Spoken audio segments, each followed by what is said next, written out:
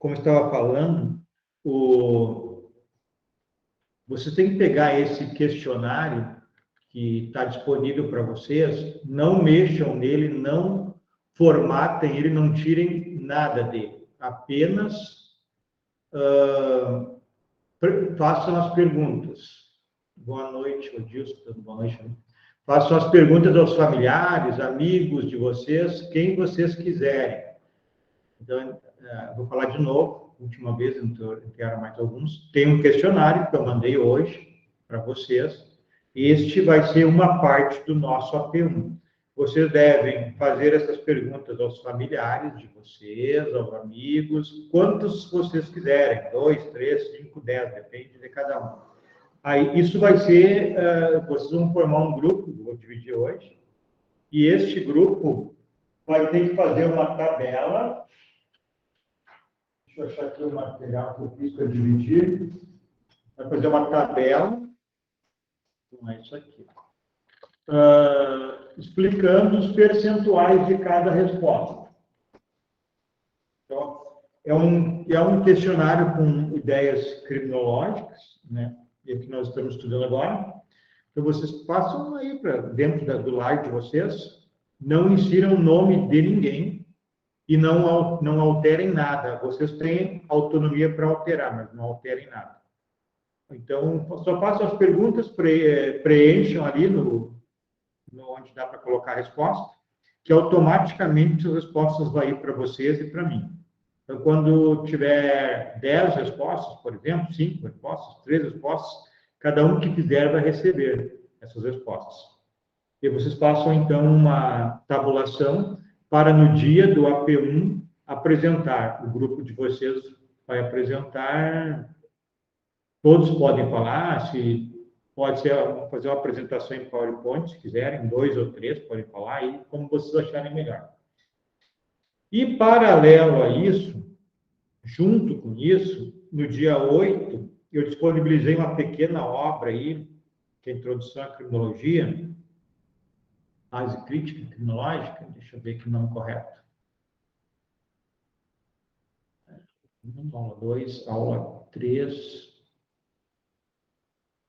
Aqui, Introdução Crítica à Criminologia, da Vera Malaguti. Então, esse livro, eu vou dividir vocês em 3 grupos. Vocês vão ler os capítulos deste livro. Cada grupo lê o seu capítulo. Eu aconselho que leiam todo o livro, é bem pequenininho. Mas o trabalho vai consistir, cada grupo vai ler um capítulo. E aí vocês vão apresentar junto com esta pesquisa no dia da prova. Vocês tentem fazer um link, ou, se não for possível, fazer um link das perguntas e respostas com o capítulo de vocês, com o conteúdo do capítulo de vocês. Não precisem se estressar, é muito tranquilo, façam o que vocês conseguirem. Eu só quero que vocês façam a entrevista, que é algo bem objetivo, e quero que vocês leiam o capítulo e tentem escrever alguma coisa, se dá para linkar as respostas do questionário com o capítulo de vocês. Se vai estar certo ou vai estar errado, não interessa. Não é essa a questão, nem sei se tem certo ou errado. É só para a gente pensar, refletir e começar a trabalhar, né? Começar a colocar vocês no caminho jurídico, no caminho do direito, né, que é leitura, nossa disciplina aqui, talvez vocês nunca mais ouçam falar em criminologia, quem for trabalhar com advocacia, com concursos públicos, nunca mais vai ouvir falar depois do concurso, no concurso sim. E depois da OAB também nunca mais vai ouvir falar em criminologia, a não ser quem vá para a área de estudos, a área da docência. Mas é a nossa disciplina, a gente vai ter que passar, e eu vou endereçar vocês para esse caminho aí, então, jurídico, que é da leitura, né, e da reflexão. A gente tem que aprender a pensar, a refletir e não acreditar no que as pessoas falam. Temos que acreditar no que é comprovado, no que está escrito nos livros clássicos, e não o que um advogado fala, o que um professor fala, o que um promotor fala. Temos que acreditar na leitura, nos clássicos. Então, eu vou fazer agora, já para a gente encerrar essa parte, a divisão dos grupos, vou fazer ali pelas salas temáticas, e aí eu vou dizer grupo 1, grupo 2 e grupo 3 quais as páginas. Alguma pergunta, alguma dúvida sobre isso? Então, eu vou dividir vocês. Vocês anotem lá no grupo de vocês qual é os nomes dos colegas, senão vai ser aleatório. Eu já vou colocar aqui, ó, o grupo 1, porque vai aparecer ali os grupos. Deixa eu ver como é que é as salas temáticas.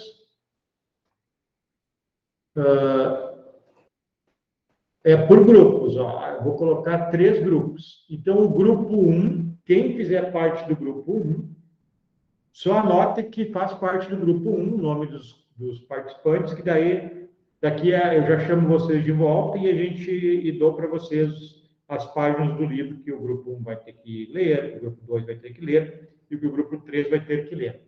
Então, agora eu vou encaminhar vocês para a sala. Vocês vejam, sala 1, anotem quem são os colegas, sala 2, sala 3.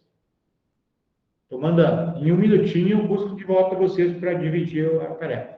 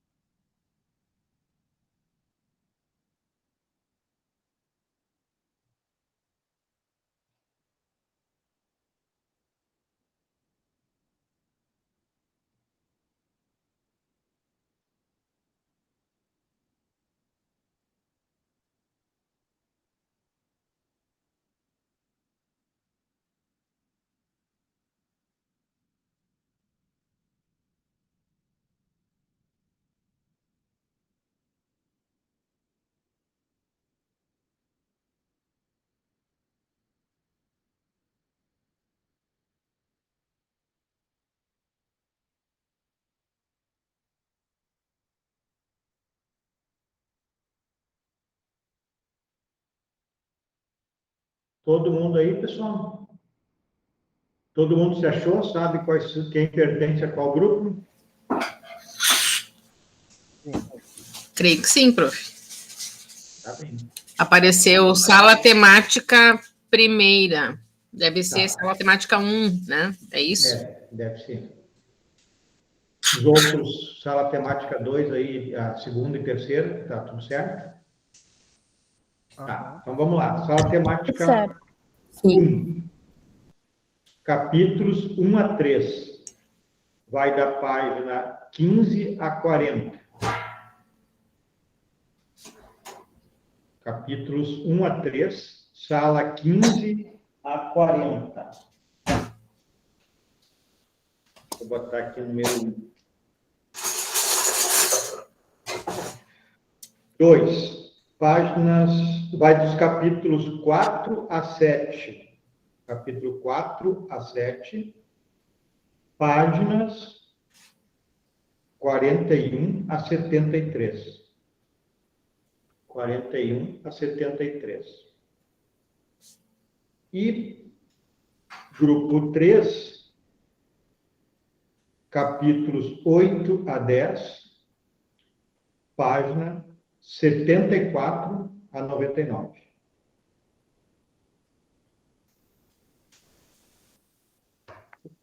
Deixa eu conferir, vou abrir aqui o livro para ver se essas páginas estão corretas. De repente, né, pode ter algum erro aqui.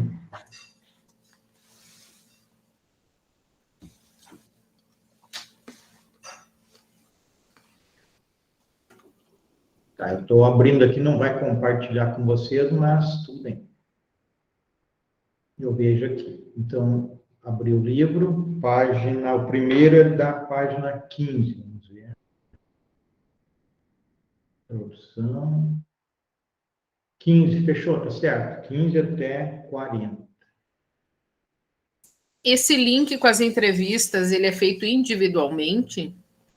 Porque cada um tem uma entrevista. O problema pode ser da maneira que vocês acharem melhor, só o problema é que tu vai fazer na tua casa, outro vai fazer na outra, né? Por isso que eu mandei um para cada um. Aí cada pessoa que vocês entrevistarem vai ser um formulário, né? Qual a quantidade de pessoas, professor? Quantos quiserem. Se vocês são 5, 6 em cada grupo, aí se um quer entrevistar 2, entrevista 2, o outro 5, 5, como quiser. Eu ainda não entendi se a análise dos dados é coletiva ou é individual. Não, a análise dos dados é coletiva. O livro está certo aqui, pelo menos o primeiro capítulo, os outros também devem estar. Então. Qualquer coisa, vocês me perguntam. Eu acho que o formulário deve ser respondido individualmente, porque cada um vai perguntar no seu entorno, né? Mas a análise é coletiva. Faça uma formatação, faça uma apresentaçãozinha para o dia da prova, falar uns minutinhos sobre as respostas objetivamente, e aí se tem como linkar com os capítulos de vocês do livro, né? E aí a gente discute, debate também, porque vocês têm que ter em mente que essas perguntas que vocês estão fazendo, e isso é de propósito, são perguntas que estão no nosso dia a dia. Pessoas que não têm, inclusive vocês ainda, a maioria de vocês, não tem percepção filosófica, jurídica, diferenciação de direito e questões morais. Então, é para esse público. É para a gente ter uma ideia de como eles pensam. Mas a gente não está esperando que pensem em algo de cunho jurídico, enfim, né? A ideia é para nós debatermos depois. Pode falar.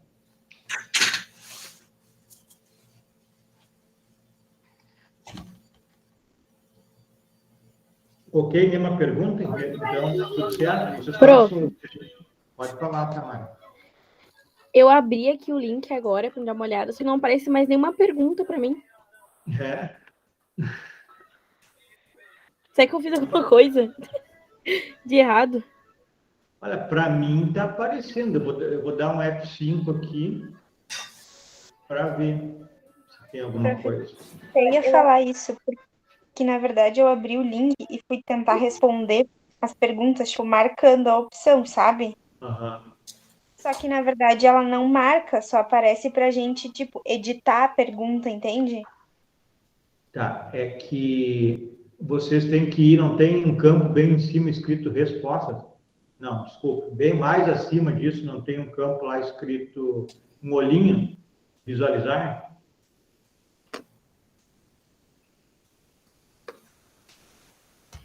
Para mim agora também não estão aparecendo as questões. Não. Então, será que alguém apagou? Para mim, ali embaixo aparece. Quem é que está falando aí? Está muito baixinho, aparece? Para mim até tá aparecendo as questões, só que agora a resposta tá a opção 2. Tá, só. Para mim, aparece. Para mim tem as questões, mas não tem a resposta. Tá, ok. Tá, tudo bem. Agora ficou bom. Para mim não aparece nada. Tá, peraí.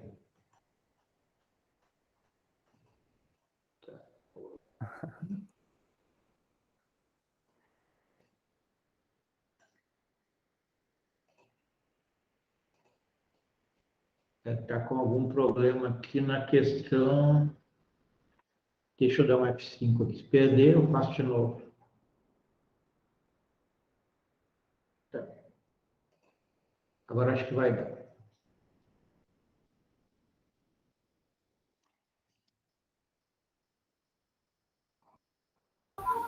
Senhor, acho que eu mandei até um formulário aí sem as respostas, sem querer. Não tem problema.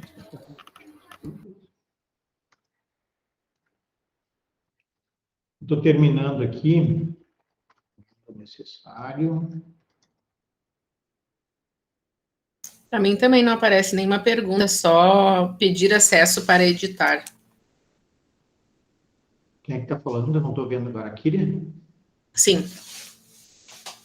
Quando necessário. Pra mim agora voltou a resposta. Agora tá normal, tá aparecendo tudo. Tá, deixa eu ver um negócio aqui só um pouquinho. Todas as alterações foram salvas, tá? Ok. Vocês experimentem fazer o seguinte, ó. Vão bem em cima do formulário, canto direito, quem olha, tem um olhinho.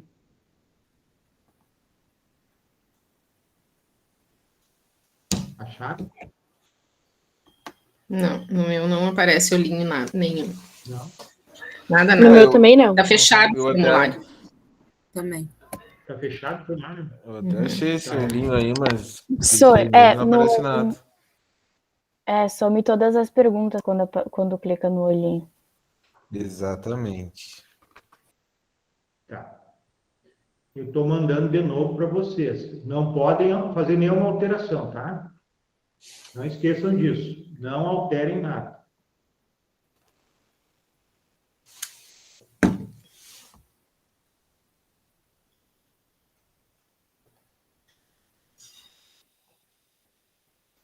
O mesmo link, Sor?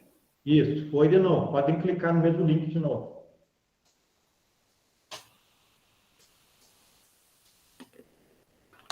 Pra mim ainda nada. Quando eu clico no olho ali, nada ainda. Então, deixa eu fazer. Espera aí. Sor, não tem como tu salvar do outro jeito de novo e mandar o link que tipo, a gente não possa editar? Deixa eu ver aqui.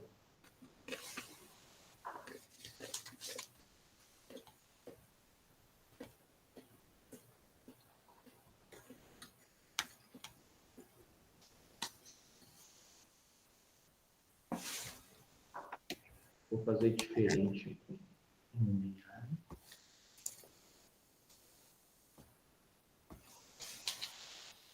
Quer conquistar mais clientes e aumentar as vendas do seu restaurante?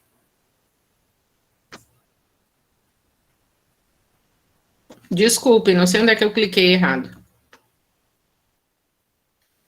É vírus. Não, o problema é de quem está operando aqui.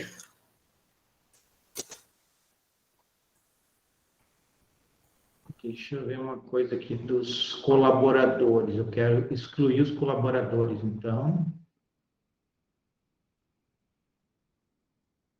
Adicione pessoas. Tá, estou excluindo todos.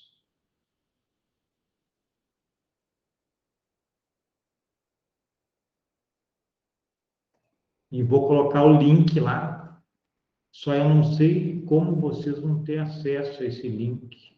Não sei se vai ter permissão, esse é o problema. Vamos tentar, se não der, eu vou ter que consultar isso.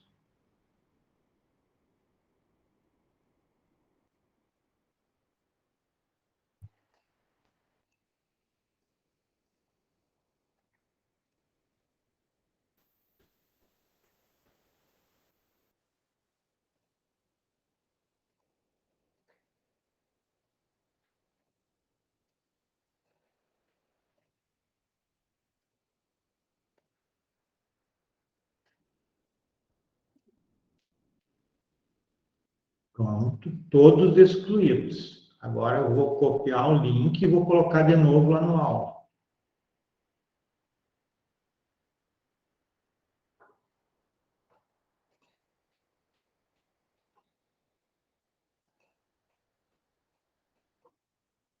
Copiei. Estou indo lá para o aula. Link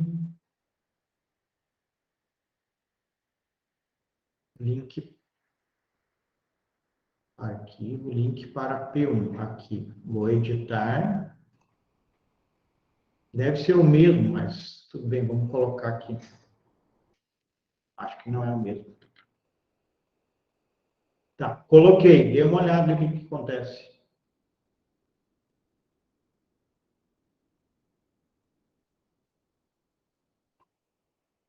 Agora não aparece nada. Tá, mas o que aparece quando eu aperto no link? Professor, eu mandei ali no grupo do Whats como que fica. Eu não ouvi, Stephanie. A Stephanie caiu. Só abre ali o título escrito criminologia, o teu nome e mais nada. Professor, no meu aparece assim, ó, pedir acesso para editar. Tá, para editar. Prof, a Stephanie colocou no WhatsApp como fica, no grupo nosso do WhatsApp. Ela colocou como é que fica a tela. Eu tô em uma imagem. Deixa eu ver. Tá igual como já estava para mim, só não tenho o pedido para editar. Formulário fechado. O meu tá igual ao da Kíria. Pedir acesso. Tá, então deixamos assim, amanhã eu vou consultar, ver como é que eu faço para disponibilizar para vocês. Era para ser tranquilo. Eu vou fazer mais uma tentativa. Eu vou botar aqui no modo... Por que isso aqui? Ele tem um problema aqui, acho que é no meu problema, tá?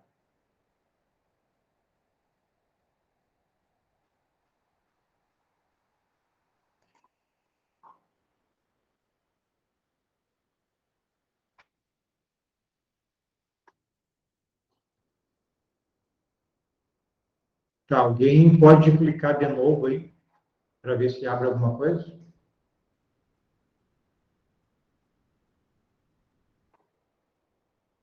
Pra mim tá igual. Tá igual? Pra mim também.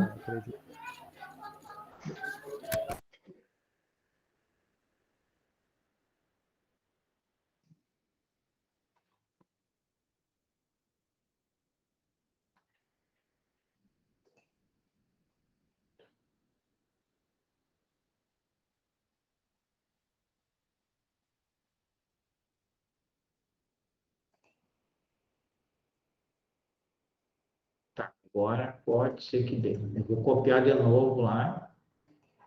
Se não for isso, aí a gente vai deixar para amanhã eu dar um jeito de descobrir. Então, hoje 25. Vou editar de novo ali, só um pouquinho.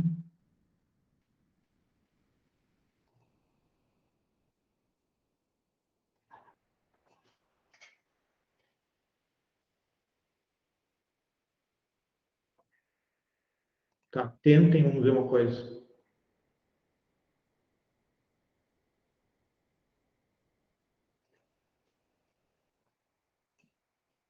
Para mim apareceu que preciso ter acesso. Pra mim também.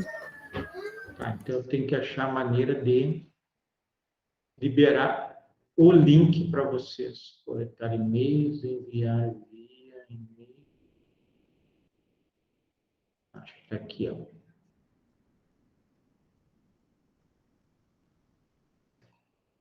Copiar.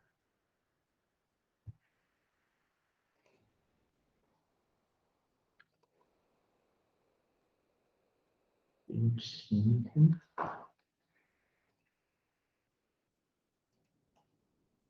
Solicitei o acesso só para ver o que vai dar.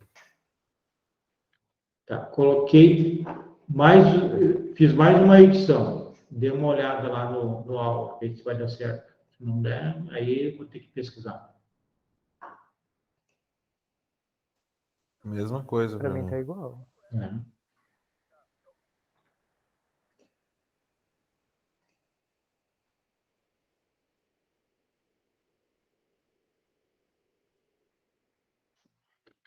Tem um convite para você preencher o formulário.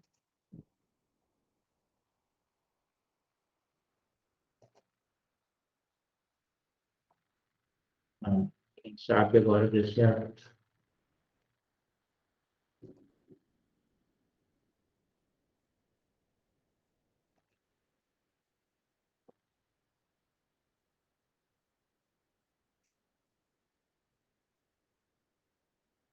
Eu coloquei aqui um comando, vamos ver uma coisa.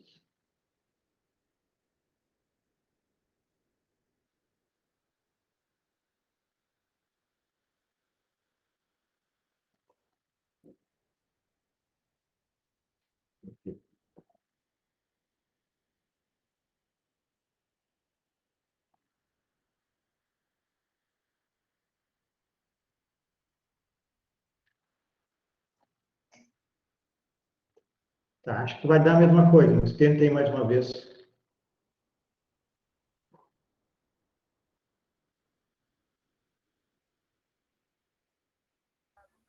Tá igual. Mesma coisa. Então, a única alternativa vai ser, daí eu faço amanhã para não perder tempo. Vou copiar os e-mails de vocês, em vez de colocar para vocês formatar, eu vou colocar só liberação de e-mail, por e-mail, acho que vai dar certo. Eu faço amanhã, senão vai tomar muito tempo. É que eu tenho duas opções aqui quando eu faço o convite para vocês. Uma é por e-mail e outra autorizar você a formatar. Eu optei por autorizar formatar e aí deu problema. Tá, deixa eu ver aqui.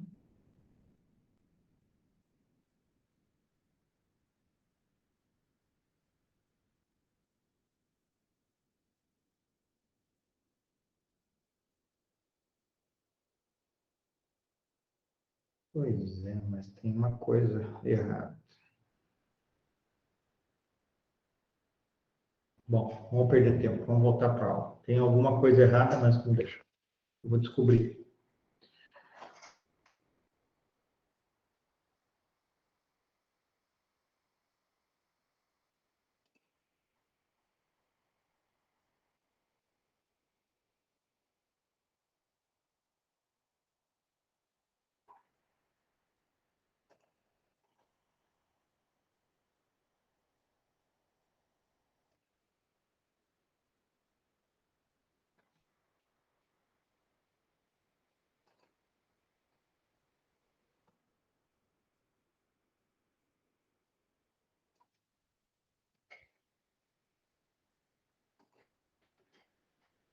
Deixa eu ver o que abre para mim aqui no link.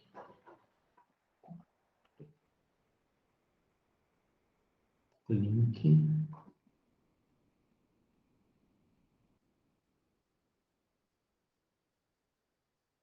Para mim abriu todo.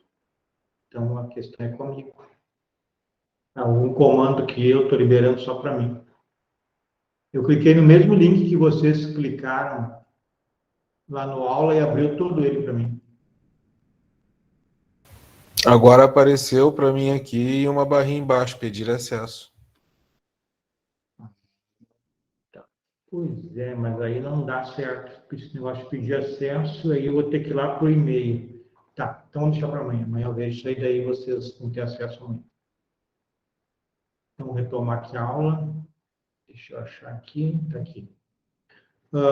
Então, a gente está falando aqui na aula passada sobre método, função e política criminal. Isso aqui a gente viu, pessoal, vocês lembram onde a gente parou?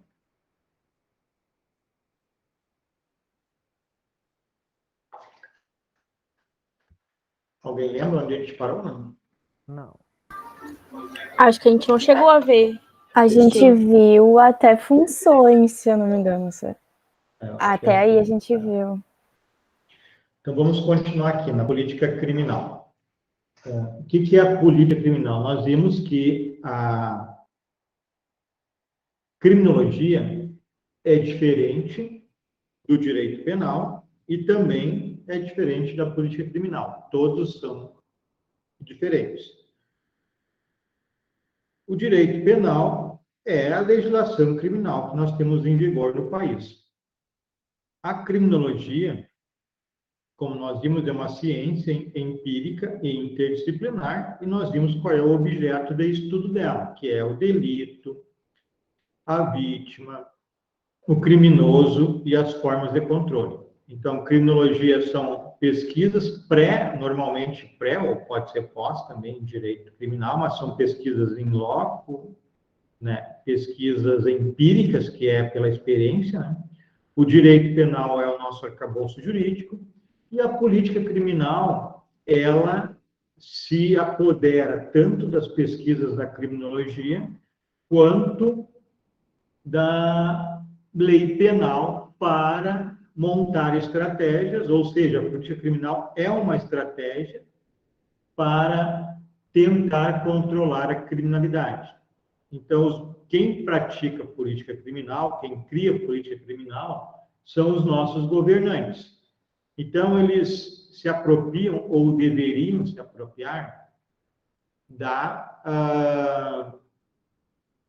dos estudos, das pesquisas criminológicas e das leis penais, e aí, com isso, montar estratégias para combater, para lidar com a criminalidade. Então, como está escrito ali, compreende, né, a montagem de estratégias para a prevenção do crime. Quando as estratégias preventivas não alcançam os objetivos, né, seus objetivos, quais são os objetivos? Reduzir ao máximo a criminalidade. Aí se parte para a aplicação da repressão ou da lei penal.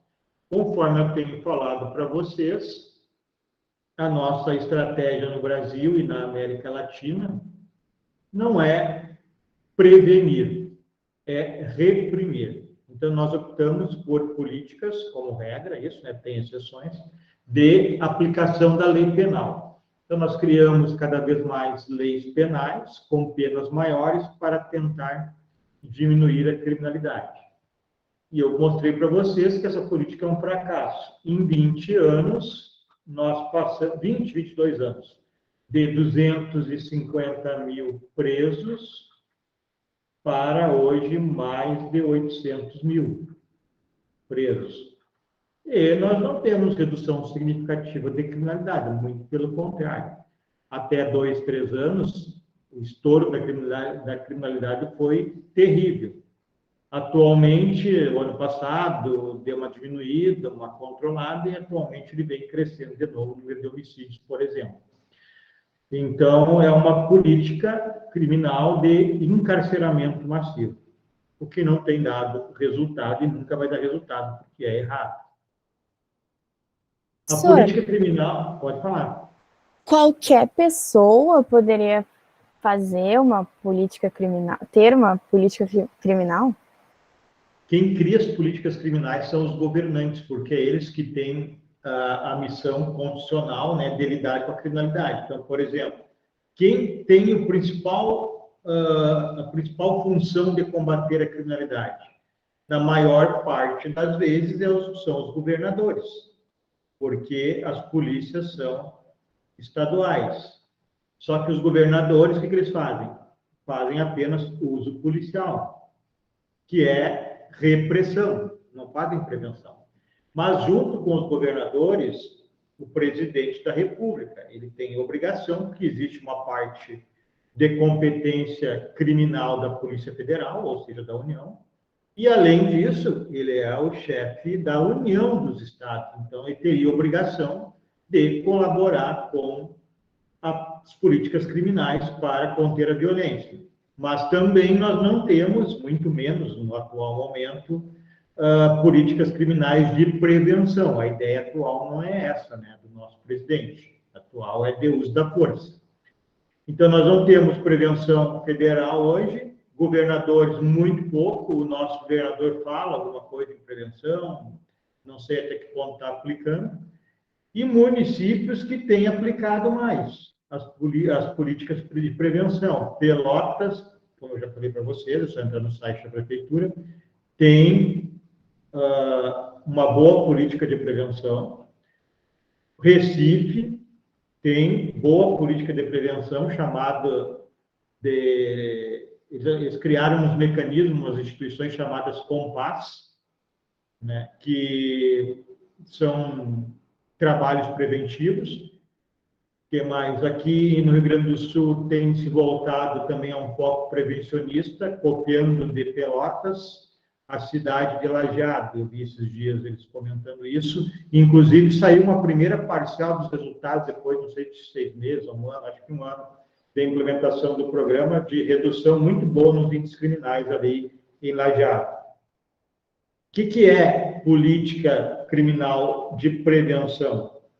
Nós vamos ver algumas coisas hoje e vamos ver durante o andar do nosso semestre. Nós temos aula de criminologia, provavelmente uma ou duas aulas após a P1, ainda nós falaremos em criminologia. Depois a gente vai mudar o foco para o direito penal. Então, nós vamos vendo aos poucos o que é uma política criminal que foca principalmente na prevenção. Nós vimos na aula passada que o melhor controle que existe para que as pessoas não descambem a cometer delitos é o controle social informal. Nós vimos que existem 2 controles, o formal e o informal.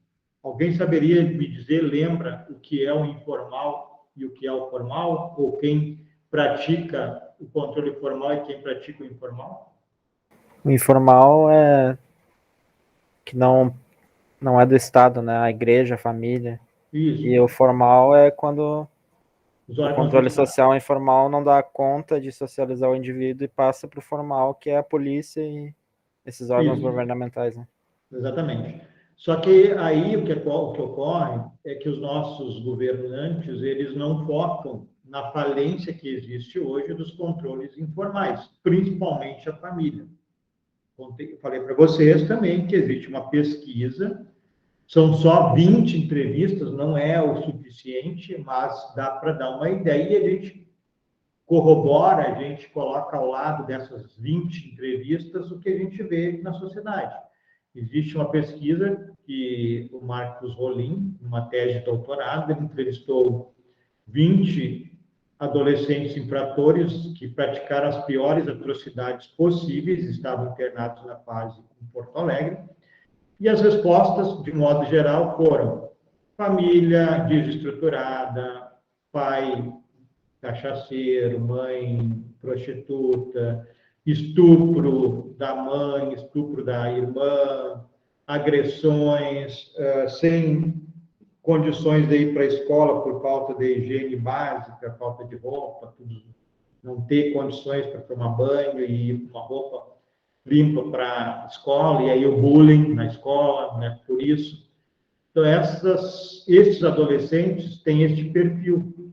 E aí, a conclusão deles, os próprios adolescentes, é: se a questão é grave, é ruim, então eu vou viver bem por um período que eu sei que vai ser curto. Eles sabem que vão morrer, né? Ou vão ser presos.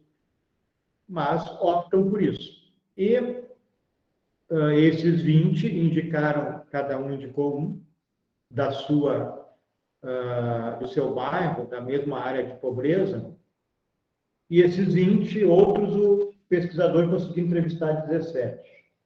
17, nenhum tem passagem por qualquer situação criminal.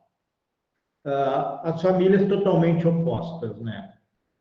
Boa família, pobres, mas tem um tênis limpo para ir para a aula, tem água, tem luz, o pai não bebe, a mãe não é prostituta, etc, etc, etc.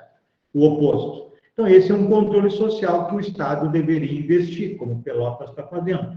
Eu falei para vocês abrirem o site de Pelotas, vocês vão ver lá dezenas de projetos que trabalham desde a educação, saúde, controle de natalidade, ensinar as meninas a não engravidar, ensinar as meninas que estiverem grávidas a não engravidar novamente e a cuidar das suas crianças, questão de trabalho, tudo isso são projetos que tem lá em Pelotas e são projetos de prevenção à criminalidade, e são os mais eficientes.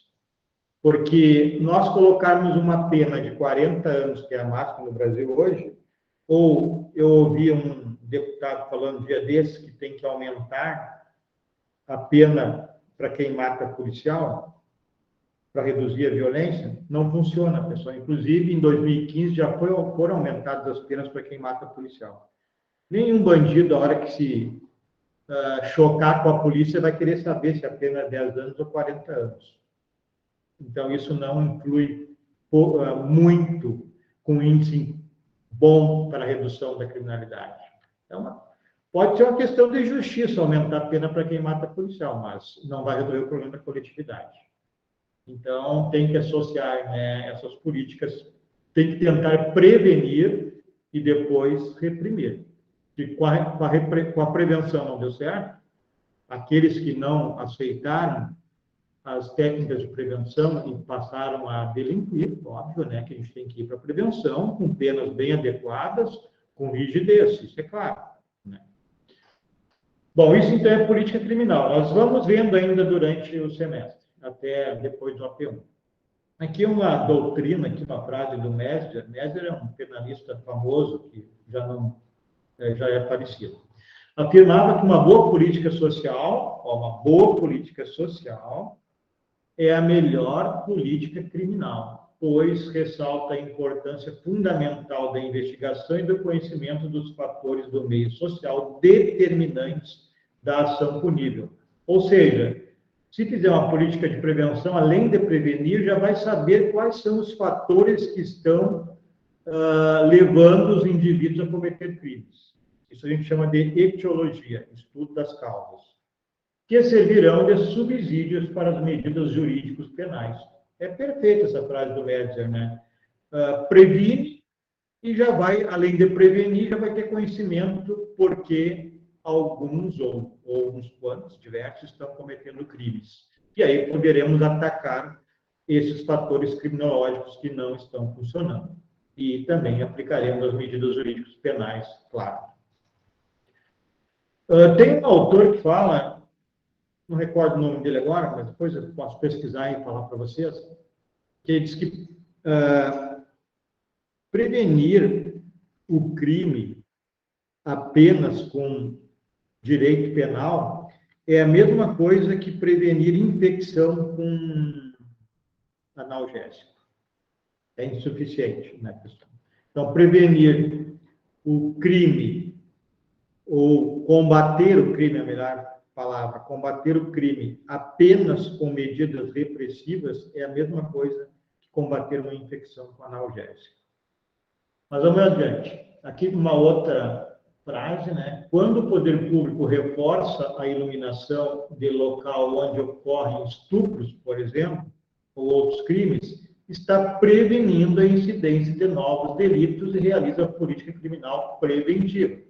Então, as pesquisas da criminologia informam que locais, nem precisaria, porque até nós sabemos, né? Que locais com falta de iluminação, locais ermos, é possível que haja uma incidência maior de crimes de locais onde existe vasta iluminação. Da mesma forma, ao implementar políticas sociais, a compra de equipamentos tecnológicos para investigação, veículos para as polícias, são formas de política criminal na tentativa de entregar segurança à população. Então, é um conjunto.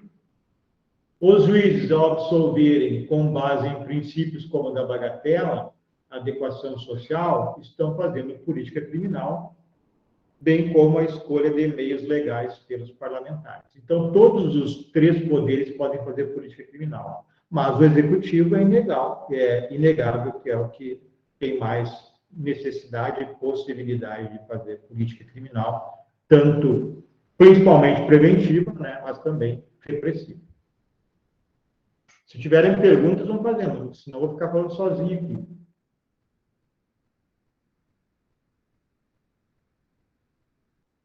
Bom, a teoria criminológica, pessoal, para nós falarmos sobre as escolas da criminologia que eu pretendo ingressar hoje. O crime é um fator social, é uma fase, né, da ideia de como surge o que é o crime. O pai da sociologia, Émile Durkheim, francês, ele entendia que o crime é um fator social, como qualquer outro. Toda a sociedade sempre vai ter crimes, o que é uma verdade. Agora, esse fator social ele pode ser influenciado na diminuição, né, desses índices de criminalidade. Mas para o Durkheim é um fator social, tanto quanto casamento, quanto ter filhos, né, o crime é normal numa sociedade. Ele tem razão, né, mas esse tem que ter um nível, né, essa situação. Pode ser muito alto, esse índice criminal, mas sempre vai existir, isso é óbvio, é um fator social porque ele está ligado às relações sociais. Bom, há uma divisão em etapas ou períodos, e aí eu quero que vocês prestem atenção e lembrem disso. Há períodos que estudaram o crime, e daí com a criminologia, né? E é isso que nós vamos ver a partir de hoje. Para o autor argentino, Raul Eugênio Zaffaroni, há indícios de que os estudos criminológicos, eles já se iniciam lá no Império Romano. Como, assim, com ideias sobre crime, né? O Império Romano, Roma, vocês vão ver em direito penal, quando nós estudarmos a história do direito, vocês vão ver que Roma é o berço do direito, que os nossos institutos jurídicos de hoje são de origem romana, muitos deles.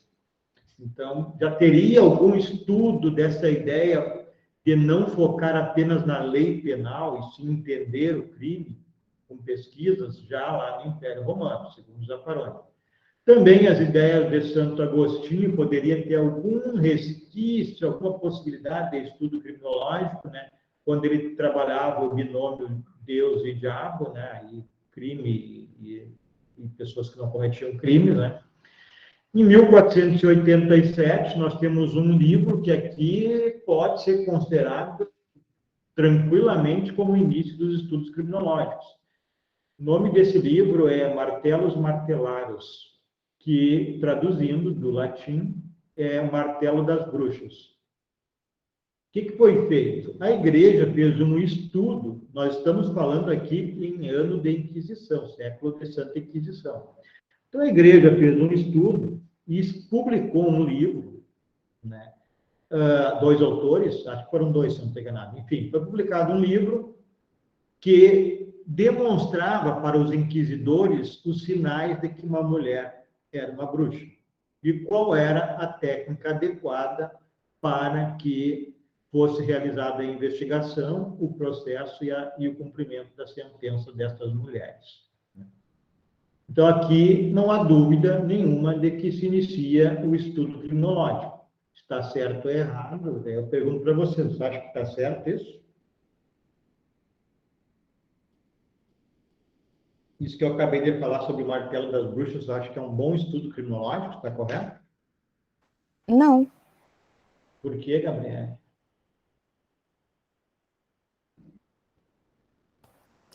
Porque não teve uma pesquisa, nada, baseado em nenhuma coisa. Não acho que... E qual é? Porque somente mulheres eram bruxas? Oi? Somente mulheres eram bruxas? É um problema também? Eles determinarem isso? É. Sim. Ah, tá. Mas o Talibã também não está desrespeitando as mulheres? Também, senhor. Um grande problema. Estou brincando, tá, Gabriela? Só para a gente pensar nessa situação, para a gente refletir. Né? Sim, sim. É uma brincadeira, tá? É claro, né? Como é que a gente vai tolerar algo que diga que as mulheres, somente as mulheres eram bruxas? Só elas iriam para a fogueira. Qualquer tratado ou tese que coloque um único grupo como sendo o errado, o vilão, acho que fere os direitos humanos. Isso já aconteceu com os negros, a Ku Klux Klan, que os perseguia, né? E esse advento da perseguição às mulheres bruxas, entre aspas, era extremamente absurdo. Às vezes, uma pinta no corpo. Então, foi realmente a barbárie, os tempos da barbárie, né? É isso, Guilherme. Então, é um absurdo total, né? Esses absurdos, eles quanto mais para o passado, mais fortes eram e continuam existindo, como a gente está vendo agora, é a questão lamentável, né, do Talibã, e não é só o Talibã, outros países que seguem essas questões, a lei deles é a Bíblia deles, é a religião deles, né? Sim, outros que mutilavam, grupos que mutilavam mulheres. Ainda acontece, também, né? Na né? África. Isso. Mas, como uma tentativa, ainda que absurda, né, de explicar algo que eles entendiam como crime na época, né, apesar de ser um absurdo, nós consideramos absurdo, foi uma tentativa, sim, que eles tiveram de explicar entre aspas, esse crime de bruxaria que eles tinham tipificado como crime. Mesma coisa a gente vai ver depois do estudo do Lombroso. O Lombroso criou o criminoso nato. Então, todos os sujeitos que tinham uma fisionomia A, B ou C, que nós veremos, eram criminosos. Cometeriam um crime. É um absurdo, mas também foi já um germe, uma primeira tentativa de se passar a estudar, né, o fenômeno criminal. Então, não estou endossando aqui, vocês já entenderam, né? Só estou explicando que são processos iniciais, absurdos, mas foram processos iniciais de tentar entender e explicar como funcionava. Então, nós temos essas tentativas, esses resquícios possíveis de início da criminologia, e nós temos depois exatamente a época dos estudos mais efetivos de criminologia, né? Então, para o Sérgio Salomão Shekhar, que é um dos melhores livros que nós temos sobre criminologia, para ele, na realidade, não existe nenhum ponto desses aqui, como o Zaffaroni afirma, como início do estudo da criminologia. Para ele, é síntese de um século inteiro de estudos, e aí passa por essas aberrações todas aqui que nós vimos, mas, juntando tudo isso, se pode pensar que se passou a ter essa ideia de estudar o fenômeno criminal. Depois nós temos um período da Ilustração, Iluminismo, século XVIII, que aí já começa a se pensar a racionalidade, que o homem não tem que seguir Bíblias, etc., tem que separar o Estado, né, a razão da Igreja. O Estado e a Igreja tinham que ser separados. O homem passou a entender isso, né, que o homem tinha direitos naturais e esses direitos tinham que ser olhados sob o ponto de vista da racionalidade, não sob o ponto de vista apenas religioso. Então, o homem passou a enxergar a sua vida como uma vida, como um sujeito de direitos. É um iniciozinho também, 1700 e pouco. Então, vem a busca da racionalidade pela política, pela cultura. Isso culmina, né, com movimentos de massa e a Revolução Industrial. Nós vamos falar um pouquinho disso depois, não vou me ater aqui para não demorar. Surge a escola criminológica clássica e a pós-positiva. Então, nós temos inicialmente duas grandes escolas nesse século XVIII e XIX. Aqui, então, a partir dessas ideias primeiras aqui de criminologia, a partir das ideias do iluminismo, né, passam a se formar ideias, pessoas passaram a seguir ideias criminológicas que são tituladas depois de escolas. Nós veremos a escola clássica e a positiva. Então, numa etapa pré-científica, nós temos um enfoque clássico, que é a criminologia clássica, que é a escola clássica. Então, veremos um pouquinho agora sobre isso. Então, estou falando aqui de etapa pré-científica. Ainda é uma ideia científica, ideia de estudos, né? Os enfoques da escola clássica, no que focavam?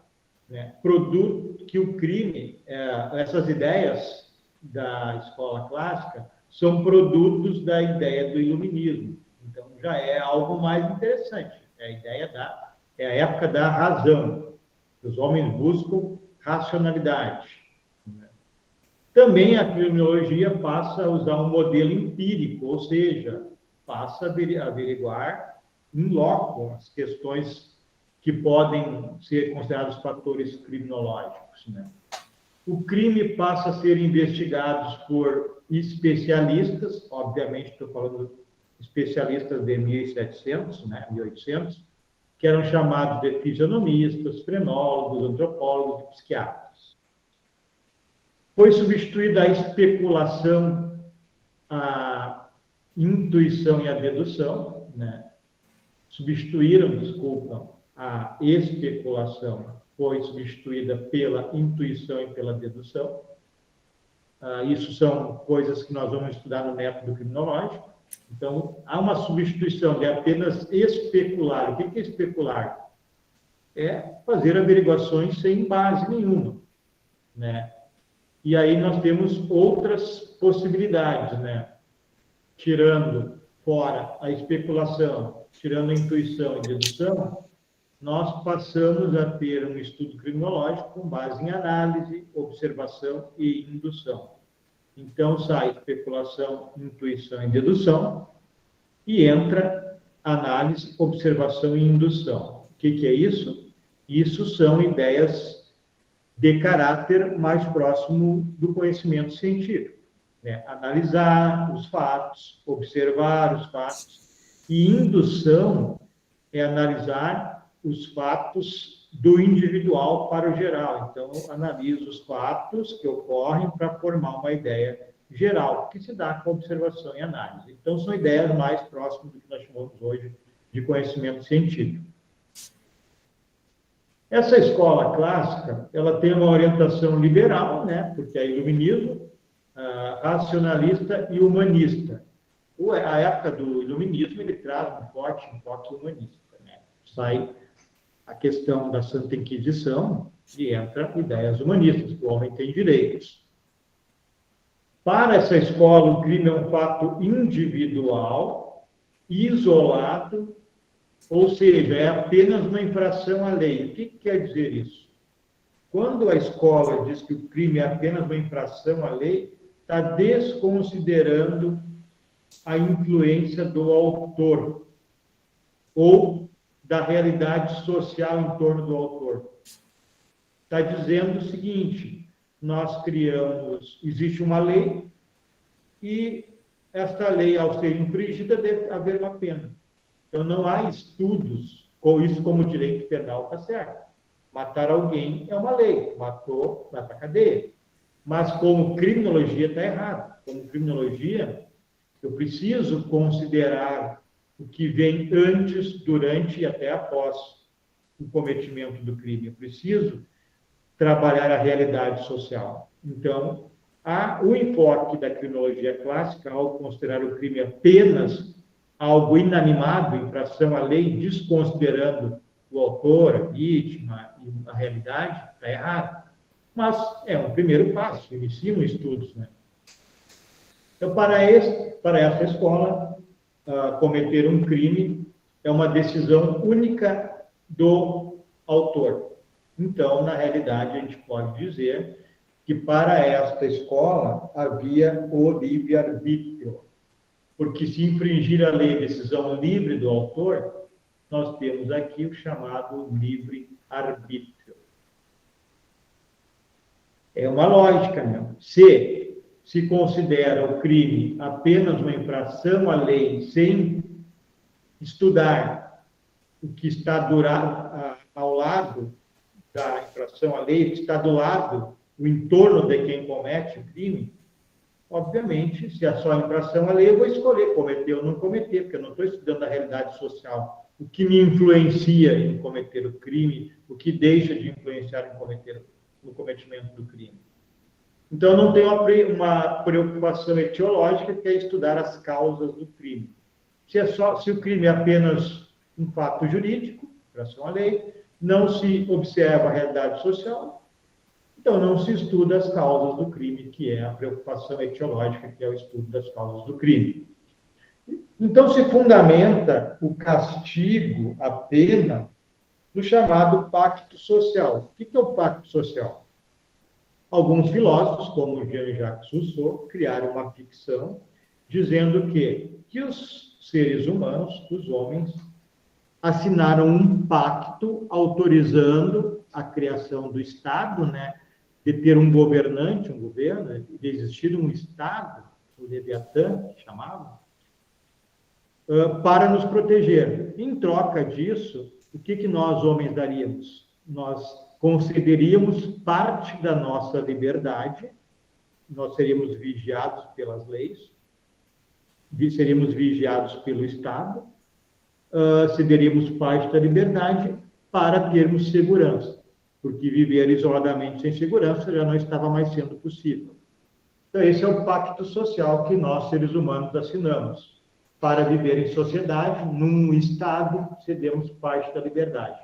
Então, como eu assinei um pacto social, concordei com esse pacto, se eu cometer uma infração à lei deste Leviatã, deste Estado, eu estarei cometendo um crime e dando o direito, entregando o direito para que o Estado me puna com uma pena criminal. Então, essa é a fundamentação do castigo penal, da pena pela escola clássica. Como você já deve ter notado, então, essa escola é incapaz de fornecer informações para políticas criminais. Se só interessa dizer que o sujeito que comete crime, o criminoso é aquele que cometeu uma infração à lei, e que a lei está descrito como crime, então é incapaz, né, de fundamentar uma política criminal com base em prevenção, com base nas ideias que levam o sujeito a cometer crimes. Bom, os dogmas, então, desta escola é liberdade e igualdade. Não tem como pedir mais do que isso, porque nós estamos aqui saindo da idade das trevas e entrando na idade da racionalidade, na idade do iluminismo, que o homem se liberta da religião e passa a entender que ele é um sujeito que pode ter liberdade e ter igualdade. Pode falar, querido. Não, é só o barulho da caneta, professor. Não Tá falei bom. nada. Desculpe, eu vou fechar o microfone. Tranquilo. O maior expoente que nós temos desta época é o Marquês de Beccaria, o César de Beccaria, que escreveu uma pequena obra que eu já indiquei para a leitura de vocês, que é chamada Dos Delitos e das Penas, em 1764, e ele já fala na proporcionalidade de crimes e penas, ou seja, crime grave, pena grave, crime leve, pena leve, né? Da questão da legalidade, de existir leis escritas para afirmar e informar o que é crime, na questão do excesso da punição que não resolve a criminalidade, ou seja, não adianta ter penas muito longas, desproporcionais, que não resolvem a criminalidade. O que precisa ter são penas proporcionais e certeza da punição. Todo sujeito que comete um crime, ele tem quase certeza que não vai ser punido. Se ele tivesse certeza que ia ser punido, ele naquele dia não praticaria um crime. Então, o que interessa para diminuir a criminalidade nessa questão do cumprimento de lei é a certeza da punição, e não a quantidade de pena, como fator principal. Bom, aqui eu só vou citar muito rapidamente. Entre a criminologia clássica e a criminologia positiva, ou a escola clássica e a escola positiva, nós tivemos algumas outras ideias, né, que ajudaram a criar aqui a escola positiva. Só vou citar.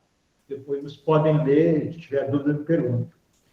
A ciência penitenciária, ciência da fisionomia, frenologia, psiquiatria, antropologia, cartografia. Então, são grupos que uniam ideais e que estudavam algumas situações que acabaram lá colaborando com o nascimento da criminologia científica, com o advento da escola criminológica positiva. Bom, como eu estava falando aqui antes de entrar no período científico da escola positiva, só ler para vocês aqui uma passagem deste autor aqui. Inclusive, eu não sei, bom, não era para estar essa foto aqui, mas não sei por que ela ficou aqui, eu tinha trocado ela hoje pela manhã. Bom, esse autor destaca a conexão existente entre o desenvolvimento industrial inglês durante os anos de 1814 e 1888 e o agudo crescimento da pobreza. Então, esse autor destaca que houve, na época do desenvolvimento industrial inglês, a chamada Revolução Industrial, paralelamente um agudo crescimento da pobreza, aumentando, por consequência, índice de criminalidade. Essa foto eu tinha tirado, que não sei por que ela constou novamente. Eu salvei uma outra, que mostra uma pintura, são inúmeras as pinturas de fábricas e de pessoas morrendo de fome ao lado.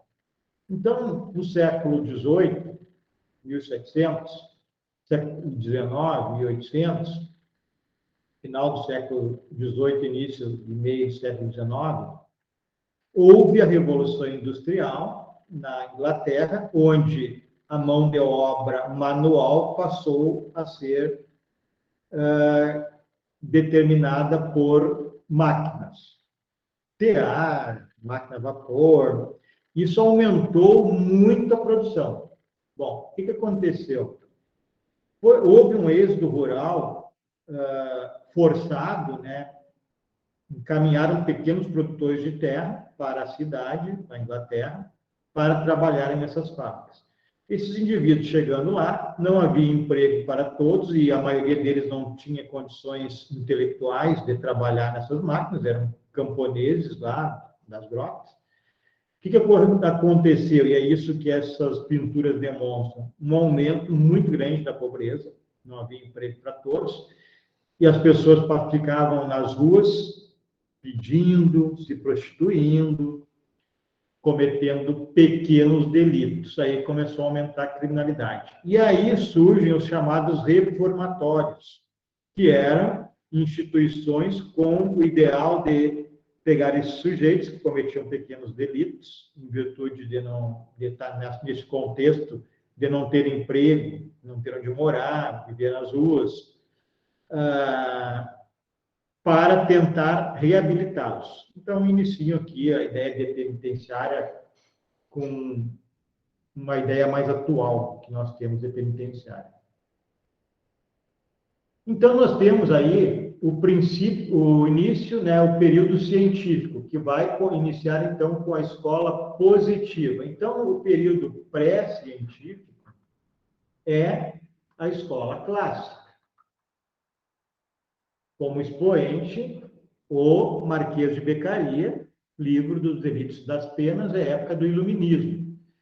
Então, nós temos depois daquele período que eu mostrei para vocês, aquelas ideias estudadas, o período científico, que aqui inicia com a criação da escola positiva italiana, no final do século, está errado isso aqui, vou confirmar para vocês, deve ser 18 ou 19 aqui, vou confirmar.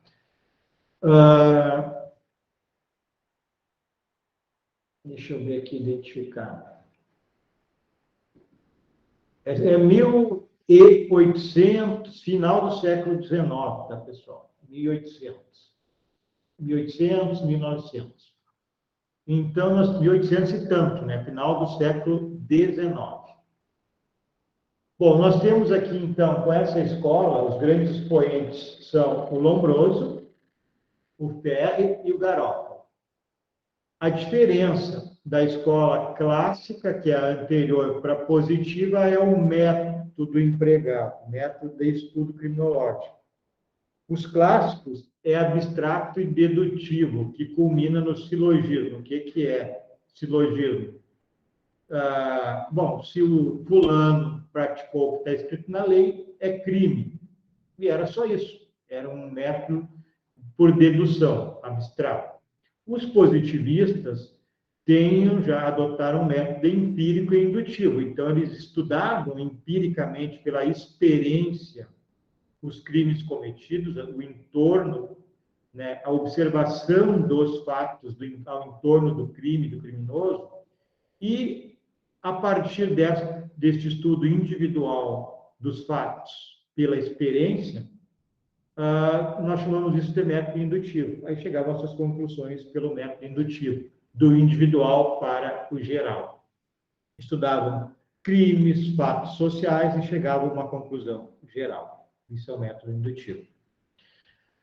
Nós tivemos uma divisão na escola positiva, que é a fase antropológica e a fase sociológica. A fase antropológica ou biológica é do César e Lombroso, e a sociológica é iniciada pelo Ferri e também pelo Garofalo.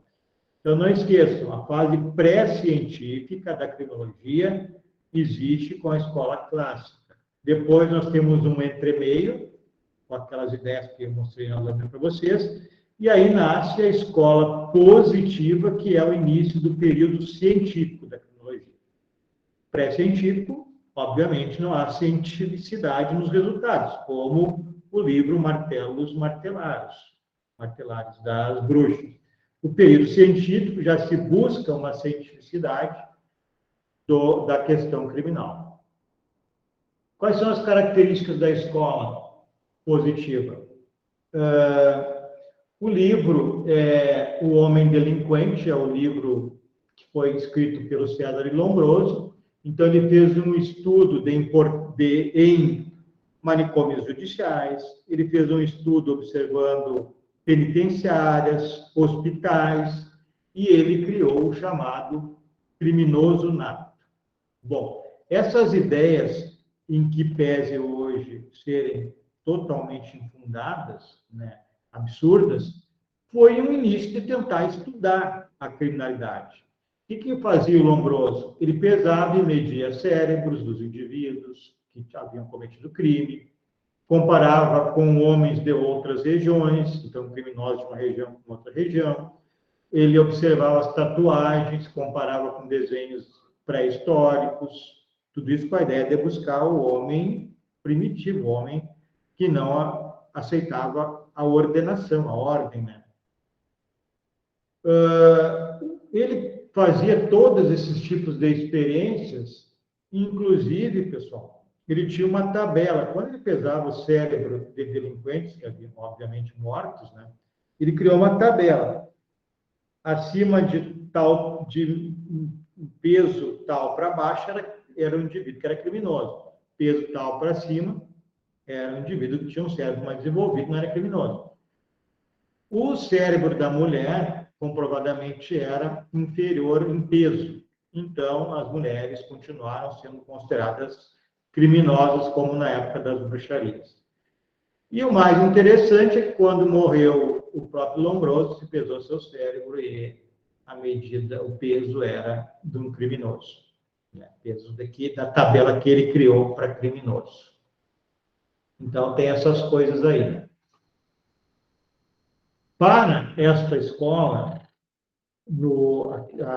na época, na fase antropológica que nós falamos, o crime era um fator biológico e não apenas jurídico, como diziam os clássicos. Então, por que biológico? Porque nessas pesquisas que eu falei para vocês, o Lombroso traçou o perfil do criminoso nato. Então, por exemplo, vocês podem ler lá no site, que eu deixei para vocês, o caso de um criminoso lá que para ele, epilepsia era o sujeito que era criminoso. Então, quem tinha ataque epilético era criminoso. Tem um caso que eu mostrei para vocês lá, da época, em que o sujeito, né, não cometia crimes e tinha ataques epiléticos. Então, não tinha como explicar essas situações do criminoso nato. Para o Lombroso, para esta escola, diferentemente da escola clássica, o crime não é livre-arbítrio do sujeito. Por quê? Se na escola clássica o crime é apenas algo que está definido como crime, é um fenômeno jurídico, cada um dos homens poderia definir se cometeria ou não o crime. Enquanto aqui, se o criminoso ele é um criminoso nato, biológico, está na sua condição de ser humano, então não há livre-arbítrio. O criminoso nato vai cometer crimes. Ele não tem o livre-arbítrio de escolher cometer ou não cometer crime. Então, aí, como eu falei para vocês, nós temos a impossibilidade de explicar, né, o criminoso nato, por que o sujeito que tinha o queixo avantajado, que era calvo, que tinha tatuagem, que era cabeludo, ou sujeito epilético e não cometia crimes. É óbvio que é coisas que são inexplicáveis porque o estudo dele não tinha fundamentação científica adequada. Mas, volto a dizer, foi considerado um avanço para a época, porque antes era muito pior. Era o que o político, era o que os mandatários queriam. Aqui já passa a ter um estudo. Então, aqui, com a utilização de ideias fisionomistas, após exames da estrutura do tórax até o tamanho das mãos e das pernas, associava-se a dados estatísticos. Avaliava a quantidade de cabelo, estatura, peso e incidência de barba, e aí montava o criminoso nato. Né? Uma passagem do Sérgio Salomão Shekhar na sua obra Criminologia, que é atinente aos estudos do Lombroso. Bom, pessoal, lá no site também tem um estudo dessa teoria. Alguém está com o site aberto? Deixa eu ver se eu consigo abrir aqui. Não sei se não fechei. Alguém está com o site aberto ainda? Não, mas eu posso abrir aqui para ti. Deixa eu ver se eu consigo abrir. Tem um caso que ocorreu no Brasil que se liga a esta teoria do Lombroso, né, das características fisionômicas do sujeito. Vamos ver se vai abrir aqui. Ninguém está com o site aberto ainda, está demorando a abrir. Eu estou abrindo aqui o meu, está demorando também. Tá, consegui abrir aqui dentro, ver se eu acho aqui rapidinho. O senhor diz o aula? Não, o site, o Google Site com tá. conteúdo. O texto base que tem lá no... Isso, no... texto base. Deixa eu ver aqui. Abriu aqui para o que eu acho que eu tinha? Tá, consegui abrir também aqui. Vai baixando aí, João. Qualquer coisa eu peço para te ler. Tá. Teoria criminológica, etapa pré-científica, entre a criminologia clássica e positiva, criminologia científica. Escola positiva, mas eu queria achar aquele outro lá da epilepsia, deixa eu ver se eu acho aqui. Não achei. Bom, vamos adiante. Então, eu vou ler para vocês aqui a parte que está aqui, ó, a escola positiva. Eu vou ler para vocês aqui uma passagem, né, do Sérgio Salomão Shekhar com relação às teorias.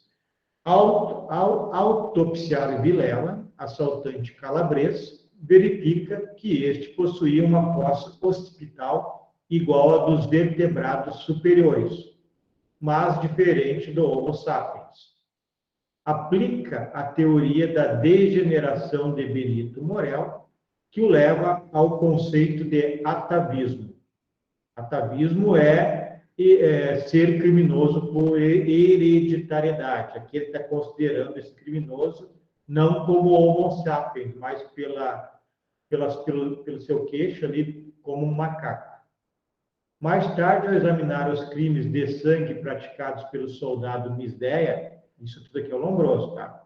Constata que o ataque epilético que causa convulsões podia ser substituído por impulsos violentos, especialmente nas situações em que a pessoa fosse portadora da chamada epilepsia larvar. Assim explica os impulsos criminosos. Lançam-se as bases para a sua teoria básica.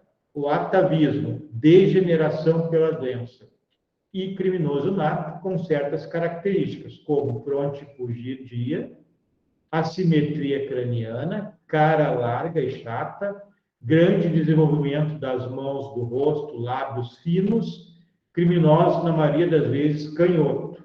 Então, se alguém é canhoto, ele já se cuida. Pode ir para a cadeia. Cabelos abundantes, barba rala, ladrões com olhar errante, móvel e oblíquo, assassinos com olhar duro, vítreo injetado de sangue. A mulher delinquente também tinha um capítulo especial em sua obra. Esse é o criminoso nato, então, do César de Lombroso. Então, quem tinha essas características tinha um problema com a sociedade. Bom, o que eu queria ler para vocês agora aqui é o crime do restaurante chinês, que ocorreu nos anos 30 no Brasil, que é aplicada a teoria do Lombroso. Olha só, 1930.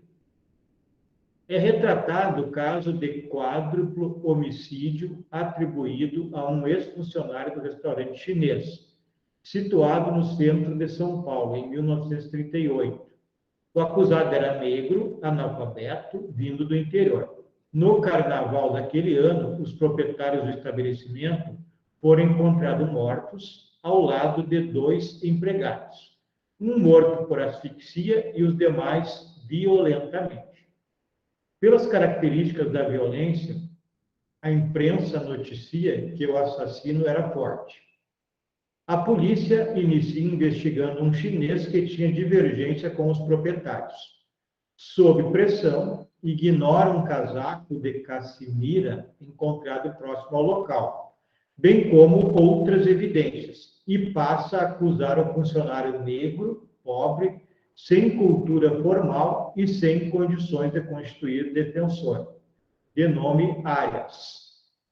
O pensamento dominante na época era a doutrina positivista, que a gente está vendo do Lombroso, tá?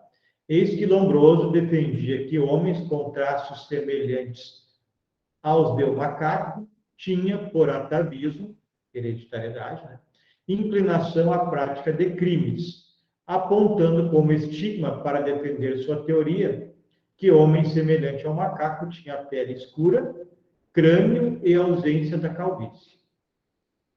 Preso, permaneceu isolado e sem contato com um defensor. Foi submetido a exames científicos, sem antes se apontar qualquer prova contra ele. Após os exames de Houskatch e Bleuler, foi apontado como suspeito perfeito. Foi absolvido 2 vezes pelo júri, a despeito de todo o empenho do Ministério Público em condená-lo. Porém, já havia cumprido mais de 4 anos de prisão, prejudicando a vida com a obtenção de um simples emprego.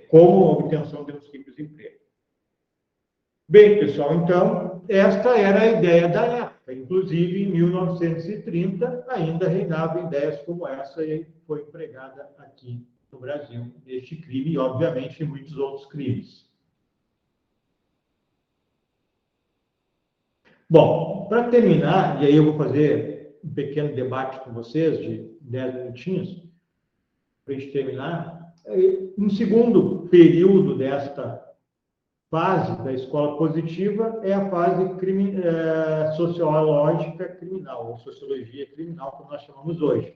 Na época, a sociologia criminal foi estudada pelo Ferri, que concordava, e era, inclusive, genro do Lombroso. Até eu brinco que ele só aceitou algumas ideias do Lombroso para não perder a esposa, né? Uma brincadeira, claro. Então, ele não descarta totalmente as ideias do Lombroso, só que ele inclui nos estudos a teoria dos fatores sociais e rechaça o livre-arbítrio, né? Então, ele diz que o crime não é individual, como era para os clássicos, mas resultado de fatores individuais, físicos e sociais. Então, ele faz um estudo em cima do sexo, da raça, do sexo, idade, estado civil, clima, estações, temperatura, densidade da população, opinião pública, religião e educação. Então, tudo isso eram fatores que ele pesquisava, né? E ele também defendia a prevenção pelo poder público com observância desses fatores sociais. Se aproxima de alguma maneira do que nós estamos falando e pensando hoje como fatores de prevenir o crime. Ele também falava da necessidade de oportunidades sociais e econômicas. E após a pena. O Garófalo, terceiro expoente, também trabalhava desta fase da escola positiva, nesta fase da sociologia, ele também trabalhou, ajudou, né, o Ferri nessas ideias sociológicas, só que ele era mais moderado ainda que o Ferri. Ele admitia certas ideias antropológicas lá do criminoso nato, né, do Lombroso. Ele atribuía o crime ao criminoso a anomalias psíquicas e morais, né? Então, para ele, o crime era um déficit de sensibilidade moral, falta de altruísmo, e déficit moral era transmitido hereditariamente. Ou seja, se a família não tinha uma base moral altruísta, seus filhos hereditariamente adquiririam também, teriam a possibilidade de ser criminosos. Bom, pessoal, isso tem alguma questão que hoje a gente estuda, que realmente obviamente não é exatamente como ele fala, né? Mas os fatores sociais, sim. Eu vou passar aqui para vocês, são 9h30, mais 10 minutos, um vídeo aqui sobre essas ideias que eu passei para vocês hoje, dos fatores criminológicos. Bom, eu acho que não vai dar tempo. Eu vou fazer diferente. Vou fazer uma pergunta para vocês e vou encaminhar vocês para salas temáticas por 5 minutos, 10 no máximo, para vocês voltarem, cada um dar aí ou alguns darem um pitaco. Vocês observaram que o criminoso nato, criado por Lombroso, é aquele indivíduo que tem certas características, mãos grandes, queixo grande, calvo, negro, queixo grande, etc. Tatuado, canhoto, esse é o sujeito criminoso nato.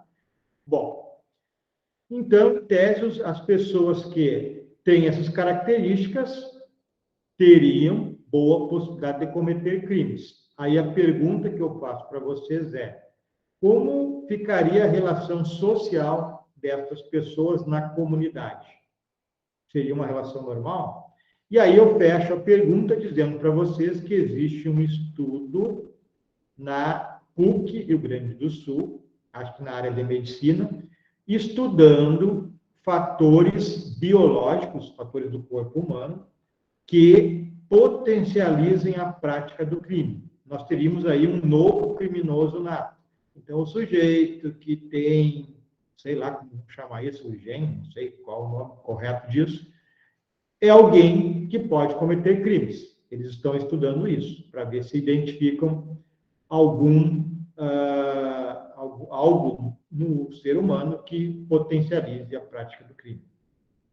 Aí eu faço a mesma pergunta. Se isso ocorrer, se existir e for divulgado, qual será a relação social dentro da comunidade da pessoa identificada com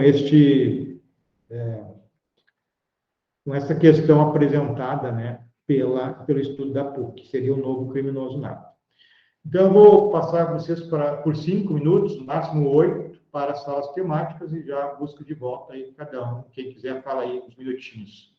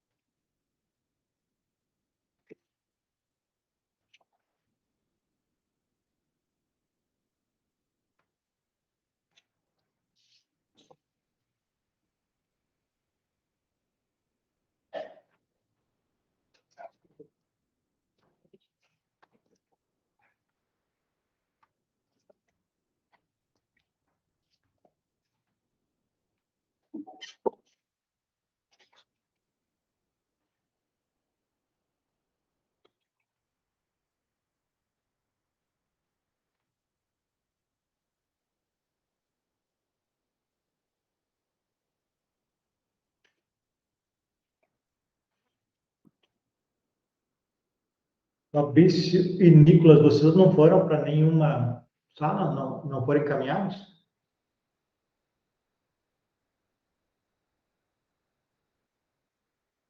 A mim não apareceu nada aqui, professor.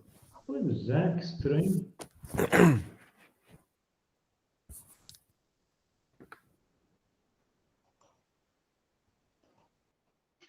Tentar enviar. Eu dei F5. Para mim não apareceu nada. Pois é. Sei por que isso. Participante atribuído à sala temática. Aqui em cima só apareceu. Você recebeu um convite para a sala específico 1. Tá, e aí Será que é isso? Tá, dá um ok, então. Não, mas é um ícone aqui em cima. Mas é isso, tem que dar um ok.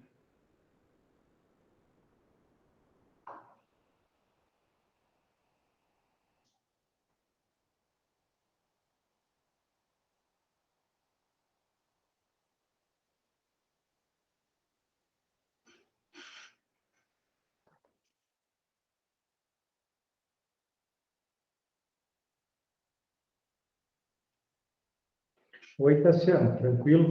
Sabe que eu fiz hoje o Google Formulário para fazer aquela pesquisa, aquele trabalho, e eu coloquei enviar lá em cima e como eles pudessem formatar. Aí não deu certo, receberam, né, passaram a mexer, inclusive, não deu certo. Aí agora eu não estou conseguindo enviar, né? Eu tirei aquela parte ali dos convites para a possibilidade de formatar os e-mails dele e coloquei o link de novo, editei, coloquei o link de novo lá no aula e aí eles não conseguem acessar, não abre nada quando eu coloco o link lá. Deve ser algum comando aqui que eu estou fazendo errado, né?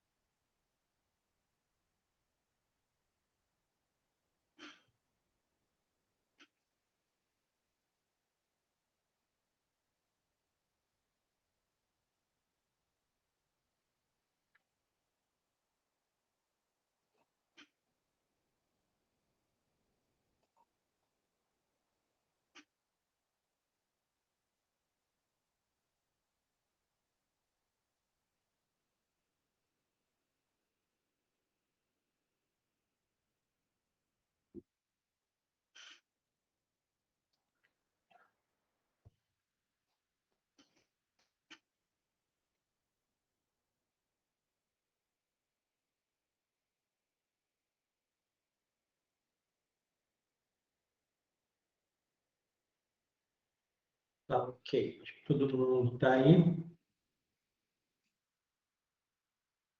De 17 a gente passou para 10, né? Mas tudo bem. Vamos ver quem está aqui. É que não terminou a sala, né, Sura? A gente só voltou porque terminou a discussão, no caso. Não, eu encerrei a sala. Tá bom. Prof, que discussão, hein? Não deu tempo, foi curto o tempo. Podíamos ficar um tempão falando sobre isso. Tá, então tá bom. Então, nós estamos com 13 aqui, éramos 17. Muito bem. Então, o tempo foi curtinho, são perto das 9, né? A gente pode discutir em outro momento esta temática de novo. O que vocês concluíram?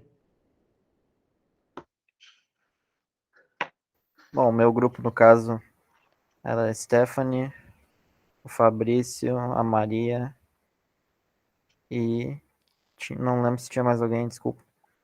A gente chegou à conclusão que essa é uma ideia muito perigosa, né? A gente taxar um grupo específico como um rótulo ainda mais negativo nesse ponto.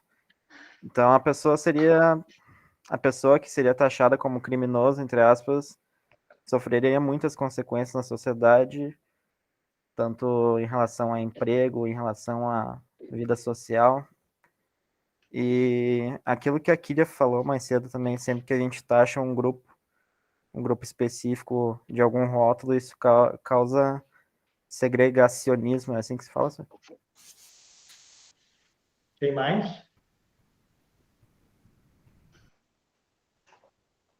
Falem, meus coleguinhas.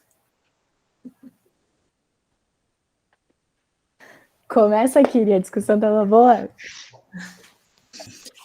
Nós estávamos, assim, até bem espantados comentando, assim, a questão do estudo. Parece que ao longo do tempo, o ser humano sempre tentou buscar explicações para o comportamento dos homens, para certas atitudes, para transgressões, ao longo da história. E isso nos causa uma certa estranheza de que esteja sendo conduzido um estudo ainda para tentar achar alguma explicação fisiológica para um comportamento, para um delito. Essa relação para o estudado, né, pode ser uma relação de estigma, discriminatória, excludente, e que daqui a pouco também nos faz pensar que as características físicas apontadas fecham com características do negro. Mas isso é porque a gente já tem arraigado na nossa cabeça, porque daqui a pouco as mesmas características podem ser do imigrante, do descendente de imigrantes. Então, mexe numa série de valores, de preconceitos que ficaram cristalizados na sociedade, né, e nas cabeças da gente. Quem mais? Quer dar um pitaco, né?